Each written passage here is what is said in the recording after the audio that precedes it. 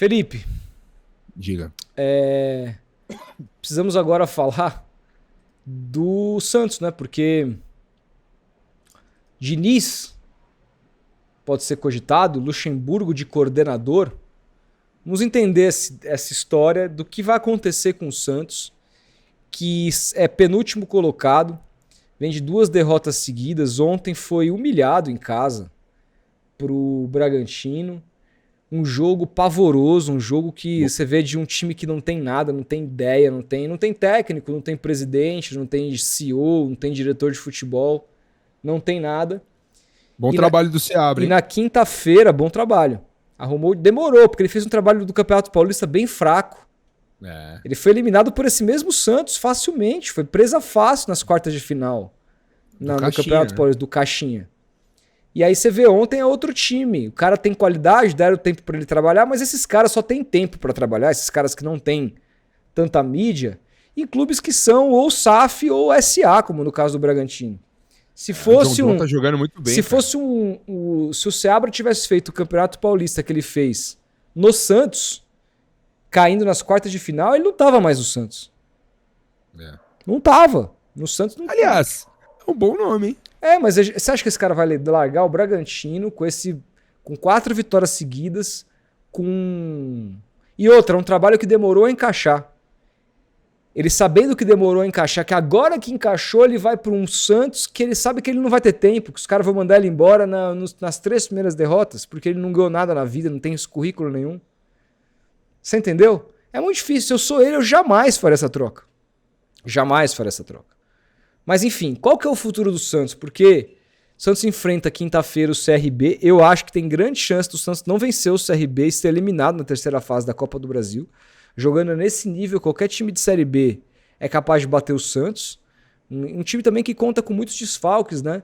O departamento do Santos médico virou assim, ficou lotado. Você tem Neymar, Soteldo, Gabriel Bontempo, Barreal e tem mais um aí no DM.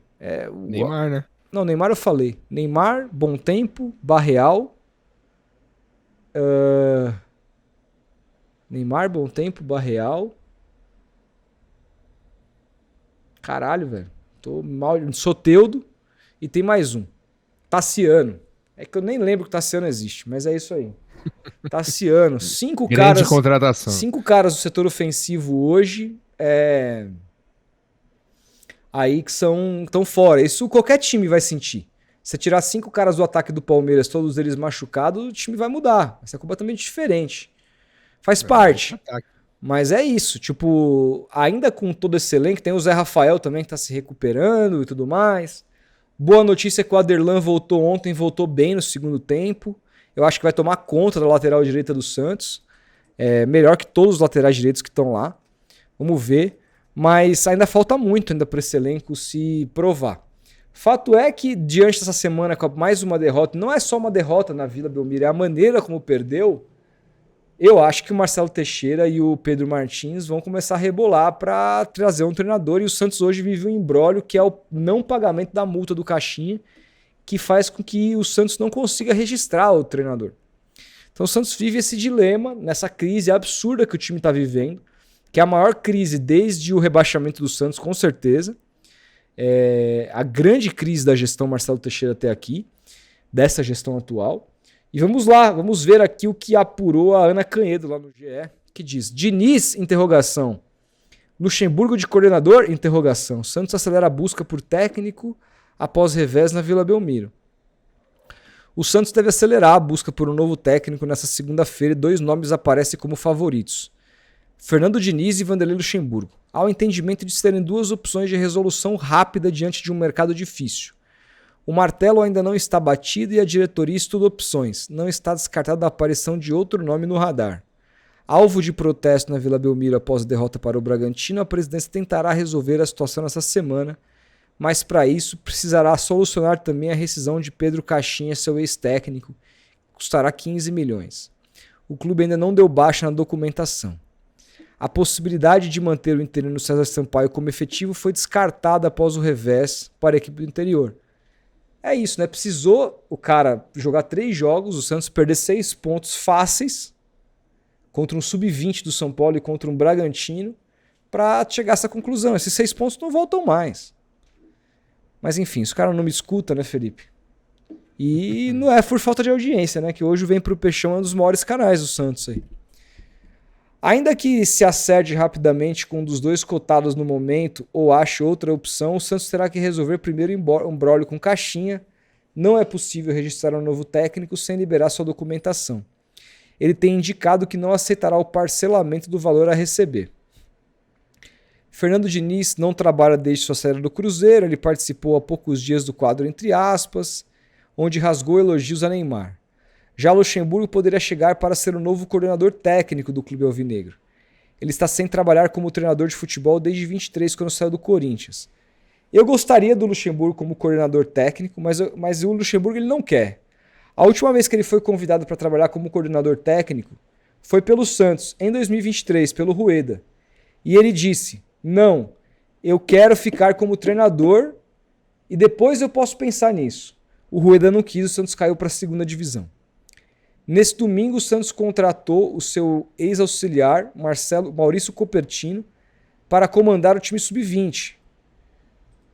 No caso de chegar como coordenador, o Luxemburgo teria de ter um escudeiro no banco de reservas ou ainda outro nome para o comando direto do time. O presidente santista Marcelo Teixeira não tem uma decisão tomada. Por hora, apenas Jorge Sampaoli recebeu uma oferta oficial e congelou as negociações depois de sugerir assumir o time no meio do ano para poder receber reforços. Felipe, vamos lá. Eu tenho algumas questões para te perguntar, mas antes eu gostaria de fazer uma recomendação aqui. Saiu uma... Tirar essas propagandas. Saiu uma notícia no UOL explicando por que o Dorival negou o Santos e por que ele aceitou o Corinthians. Segundo a matéria, ele também negaria o Corinthians, mas o fato do Fabinho ter viajado para Florianópolis e ter ido atrás dele e ter se prontificado, mostrado um projeto, convencido ele, se mostrado muito... Cara, o cara viajou, o cara foi lá, isso convenceu o Dorival. Uhum. O não do Sampaoli foi online, o não do Dorival aos Santos foi online, o não do Tite foi online, o não do Luiz Castro foi online. Ninguém do departamento de futebol do Santos, absolutamente ninguém, se deslocou para tentar contratar um treinador. Dito isso, com esse exemplo aí, a primeira pergunta que eu te faço, mesmo tendo recebido o primeiro não do Ramon Dias, não seria o caso do próprio Marcelo Teixeira ou o Pedro Martins, sei lá quem, ir à Argentina e apresentar um projeto para o Ramon? Não seria o caso de falar assim, tudo bem, você disse não, tudo bem, mas assim, ó, o projeto é esse, eu vou te dar total liberdade, você vai ter esse tempo aqui do Super Mundial para trabalhar o time, a gente vai trazer 3, 4 peças que você pedir para os setores que o Santos precisar, você tem aqui um trabalho pelo menos até o final do ano para você fazer, o planejamento é esse. Será que se o Santos fosse à Argentina e sentasse com o Ramon, será que não poderia pelo menos mudar a opinião do treinador? E aí a informação do Sormani, o Pedro Martins ganha 300 mil reais no Santos. Eu vi ele falando. Cara, como é que o cara ganha 300 mil reais e ele não se desloca para conversar com profissionais do mercado? E aí, assim, não é o caso? Você não acha que poderia começar por aí, com o Santos sendo um pouco mais insinuante no mercado para trazer seu treinador? Acho que o Santos tá muito devagar no mercado, né, cara? Muito... Passivo.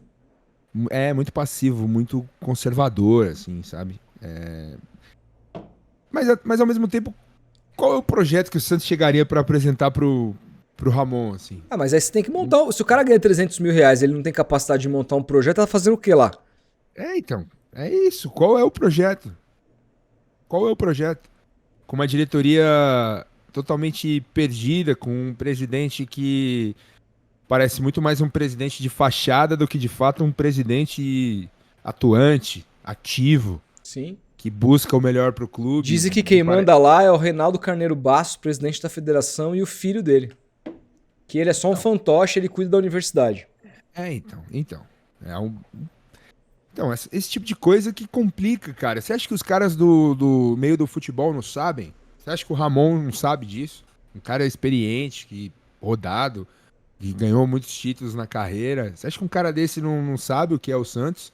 não perguntou, não se informou, não buscou informações de pessoas que conhecem o Santos? Com certeza, cara. Com certeza. E outra, a declaração. Mas até aí também o Corinthians, a gente sabe muito bem que a gestão do Corinthians está envolvida, o Dorival topou. Se você tiver um planejamento sério, eu acho que você é capaz de convencer. É o Santos, independentemente do Marcelo, cara, das pessoas que estão lá, é o Santos, cara. Como é o Corinthians do caso do Dorival. O Dorival topou muito mais por uma questão do futebol do Corinthians ser um pouco blindado dessa crise política que o clube passa, assim. Isso é verdade, isso é um mérito. Era muito o que a gente comentava, principalmente na época dos 4 grandes, eu sempre falei isso, do Corinthians, do grande mérito do Corinthians dentro de campo acontecer, justamente porque o Fabinho conseguia blindar o vestiário, cara. Conseguia tirar a pressão política e administrativa do clube que tá nos noticiários policiais. O Corinthians está sendo notícia de caso de polícia. Ou seja, então o Santos precisa de um coordenador como é o Fabinho. Você acha que nesse caso o Luxemburgo é o melhor nome? Pô, cara. A gente sempre fala, né, cara? O Luxa, o Felipão, que acabou de ir pro Grêmio nessa função. Esses caras sabem muito de bola, velho. Sabem muito de vestiário. De bola. E de vestiário, exato. Exato. Os caras conhecem do riscado. Se não dá mais certo montando a prancheta, montando treino, escalando na beira do campo, cara, esses caras podem contribuir ainda e muito com o futebol, e acho que essa função é uma função primordial no futebol profissional hoje de alto nível aqui no Brasil. E que a gente não tem, a gente sempre fala isso aí no podcast, quando a gente leva os convidados. Pô, por que essa profissão é tão... falta tanto nome no mercado? Por que são sempre os mesmos? A gente falou isso com o Euler aí, que é um cara do futebol e tal, da gestão. Por que não tem? Os nomes não surgem? Por que as pessoas não se especializam? E aí a gente, pô, por que o Lucha não vira um diretor, um coordenador? O Filipão, o Muricy, que já faz mais ou menos essa função no São Paulo, que é um cara que fica ali entre a diretoria e o vestiário. E é uma função fundamental, cara. Fundamental. Fundamental. Eu não me lembro agora qual foi o técnico. Eu acho que foi o Diniz. Não lembro agora. Não vou cometer uma injustiça aqui, mas eu vi recentemente um treinador falando que ele chegou num determinado clube que prometia muito, que pô, ele tinha uma esperança de fazer um grande trabalho, mas quando ele chegou lá, ele viu, sabe o quê? Que não tinha o respaldo da diretoria, que não tinha o tal do, faz isso daqui que a gente segura aqui fora. Que é uma função, cara, fundamental, velho. Fundamental, que o cara às vezes chega num clube e tem lá a maquiagem do clube, que você olha, nossa, que time bom, hein? Nossa, meu Deus, que estrutura. E lá dentro, o cara tá totalmente vendido, tá totalmente... É ele e os jogadores e acabou. Não tem um elo entre ele e a diretoria. Acho que isso faz muita diferença num trabalho de bom nível, num cara que segura o piano ali que ninguém sabe. Por exemplo, no meu time, um cara que é muito criticado por ser passivo no mercado na hora de contratar, por demorar muito, é o Anderson Barros. Mas muita gente o elogia dentro do clube, e isso eu sei porque tive informações de pessoas que estão lá dentro, de que é o cara extremamente importante para o sucesso do Abel Ferreira, por exemplo. De momentos de crise, de turbulência, do cara que, segura, gente, eu tô aqui, relaxa, conversa com o jogador X, conversa com Y, esse aqui tá puto, esse aqui brigou com não sei quem, e acalma o ambiente e o trabalho continua. Acho que falta isso pro Santos. E desculpa, cara, não sei se você concorda comigo, mas Pedro Martins é esse cara? Desculpa, cara. Claro que não. Isso aí todo mundo sabe. O José Roberto Carvazano diz assim, mais um técnico, né, Rodolfo? Até quando vamos acreditar que o problema é treinador? Há anos o Santos não tem gestão e profissionalismo. O Santos morreu com o Pelé. O Santos está me deixando doente. Juro pra você. Cara, assim, claro que o principal problema é a questão da gestão. Mas o treinador, há treinadores que conseguem executar bons trabalhos com gestões calamitosas. Quer um exemplo? O Sampaoli com o Pérez. E o Cuca depois com o Pérez. O Dorival, mas é um trabalho que não se sustenta, o Dorival com o Modesto. Tudo bem, não se sustenta. O Santos, a única maneira de o Santos hoje voltar a figurar entre as principais equipes do Brasil é sendo vendido por uma SAF competente. Isso eu não tenho dúvida. Passa por isso. Né? Mas não é um desespero também? é lógico que é. Porque é um tiro no escuro, né, cara? É. Você não sabe se vai dar certo ou não. Não Olha o Vasco. não sabe. Mas, cara, assim, é que o Vasco foi vendido por bandidos, né? É verdade. Por gente aí, a bandidagem comprou o Vasco. O Santos tem que ser competente para não ser vendido pro crime. Agora, eu acho que passa por isso. Continuar com essa galera que tá sendo eleita ano após ano aí também não é solução para nada. Também é puro desespero. Não. Total. O CEO do Santos EAD, vergonhoso, dinamitem o clube. É o CEO EAD, porque é tudo isso. Ele faz tudo online, ele não senta com ninguém presencialmente para discutir, cara. É isso. E aí, uma outra pergunta que eu te faço é o seguinte: com o Luxemburgo nesse cara, vamos imaginar que ele top, eu não sei. Novidades acontecerão essa semana, a gente vai discuti-las aqui na live, lá no canal do Vem Pro Peixão. Mas digamos que o Luxemburgo tope esse cargo de coordenador. Você acha que com o Luxemburgo lá, um treinador que não seria tipo a menina dos olhos do Santos, poderia ter mais respaldo? Vou dar um exemplo aqui. Saiu a notícia semana passada que o Emiliano Dias se colocou à disposição do Santos, sem o pai. Eu vi isso aí.